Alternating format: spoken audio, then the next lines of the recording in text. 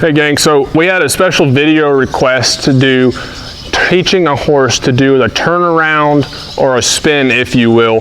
And since I've got my horse in the Hackamore and I know this gal, she is riding her horse on her journey starting in the Hackamore, I figured it would be fitting to go ahead and do this video for her and for everybody else that would find this insightful. So we're going to talk about teaching your horse the turnaround or teaching your horse the spin. The very first thing that I like to do with my horses is when obviously they're going, we're not doing this necessarily with like right off green colts. And so I like to teach that direct rein.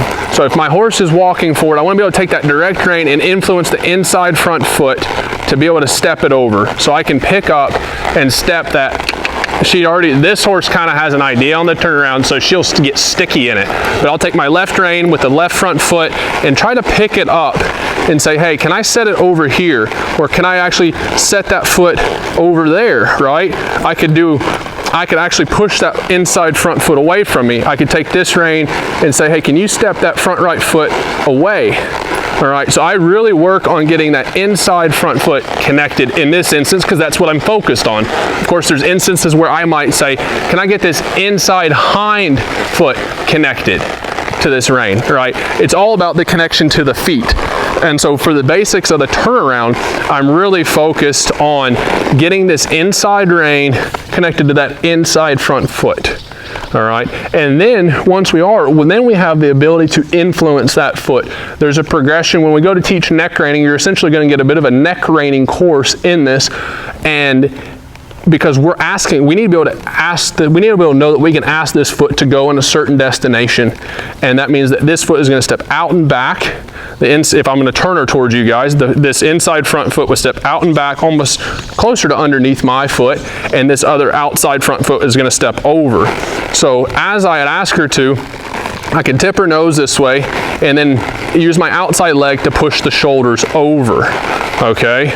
And that's basically what I'm going to do is I'm going to say, hey, I need this inside, I need you to look where you're going, and I need your inside front foot to step this way. All right, and so I'll just kind of let her go here for a second. Whoa. All right, so what I'm going to do is I can do that both ways. I'm going to say, hey, I need this inside front foot to step this way. I'll use my outside leg in time with the inside rein to then direct the shoulders across. All right, now there's a little secret to the turnaround. And that is why I'm going to trot my horse for a second while I talk to you guys. That the turnaround is not the place of work, okay? The turnaround is the place of relaxation. That is the one thing that a lot of times people put a lot of pressure on their horses in maneuvers or in certain things that we want them to keep doing, and that's the exact opposite of what we'd like them to do. We actually need to give them the rest in what we want them to do and then let them make the mistake so they find that there is pressure outside of that, or that they can just at least understand that that is not quite what we're asking them to do. And so when it comes to this turnaround, I wanted to trot my horse for a little bit and say, hey, there's more work out here, because I'll show you what's going to happen here in a second, hopefully, right? Is that I'm going to open the door for her to go into a turnaround, and then I'm going to say, I'm not doing anything. And then there she stops, and I might bump her and say, hey. So I'm not doing anything. I am clucking to her, right, to help maintain that. Whoa. So I like that she just got a bit of a better cadence there towards the end, and then I'll let her stop, okay? But that turnaround is the least amount of pressure. Outside of that, we do a little more busy work when we come down to it. But the basics is getting this inside rein connected to that inside foot, okay? We're not trying to pull them into the turnaround. We're just simply trying to make this idea that they go that direction better and better. I use my inside rein and my outside leg, and I really focus on asking my horse to yield at shoulders as if it's a clock, because we want them to pivot on the hind end. And so as we work towards that, it's really helpful that initially you could get them to where they start right here, and then you could say, hey, why don't we come over here? And then say, do it, and do the same thing over here. And what they'll start to realize is that they'll just want to stay in this more and more, because they understand that if you take them out over here, that it's more work. All right. And I don't try to overcomplicate this because it's not some mystery deal. It's just, we have to let the horses find the answer. And so I'm teaching this more of a reining perspective versus how to do. This is more strategy on the mental side, right? We're using the strategy is inside rein, outside leg, and focus on pushing the horse's shoulder and asking the horse to use its hindquarters or shoulders over, excuse me. Now, I have found before that sometimes you might find that your horse's hindquarters slip out. Well, a lot of times your horse, you might be going, you're like, my horse is not actually moving the shoulders over as much as its hindquarters are just drifting.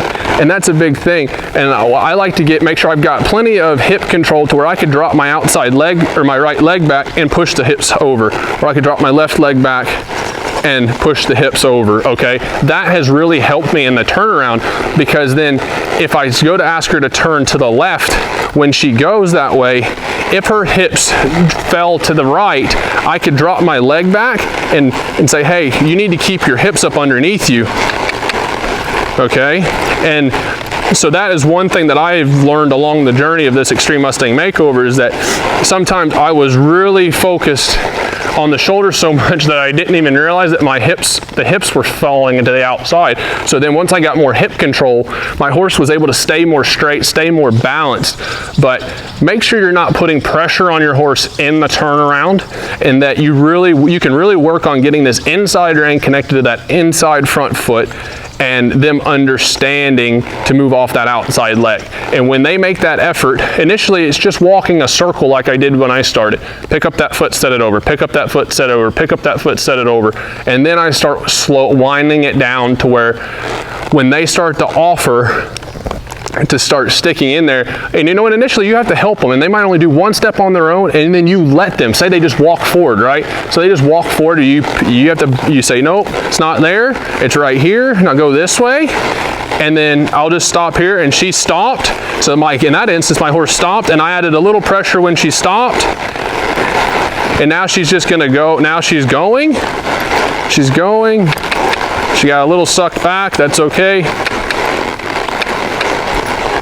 She's kind of looking at the gate a little bit, like she's wanting to stop looking at the gate. Cool. That time she made it past that point of that gate without stopping, and a lot of times we've been stopped. The camera's been sitting over there, so she started to get when I looked that direction. She does that. Now, one more key piece that I can kind of help you guys out with is that how we utilize this to make sure that we can be more effective in communicating with our horses is, we would like for them to be able to follow that inside rein. That's really important. Our horses should be able to walk, trot, canter, and follow their nose in that direction, okay? Then we're just further refining that, slowing the hind end down, speeding the front end up. We've done that, and you don't want to be pulling a horse into this. They have to stay relaxed and soft. So one thing is they know that when we put our leg on, there's pressure. But you can put in a couple steps so the horse knows what's going to happen before you actually make contact with your legs, okay? And so what I've learned to do, this was something I picked up from Craig Johnson, and so if I botch this according to how he explains it, it's on me, but this is something that I have really found that I learned from Craig and I find to be really helpful, is that if I ask her to go to the left, and what I would do is I could take my leg off and see how she sped up, okay? So I'll just slowly put it back down. I won't bump her with it. As she comes past you guys, I'm just gonna do this to show you. I can open this leg, and if she doesn't speed up, then I drop my leg. So here I pick it up, she doesn't speed up, I bump her with it. And then as she comes past you guys again, I'm gonna pick my foot up, she kind of speeds up a little bit, and I just say, whoa. Okay, so what this does is, I'm gonna go this other direction, she's already ready, I open my leg, she doesn't really get off of it, I'm not kicking her with a spur, I'm just hitting her with the calf, my calf of my leg.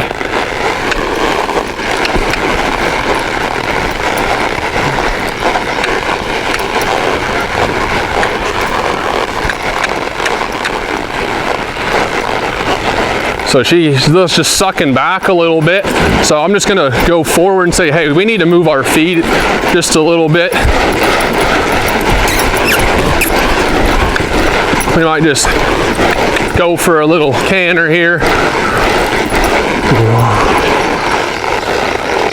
I might tip her back this direction, say, hey, can you go into that for me there?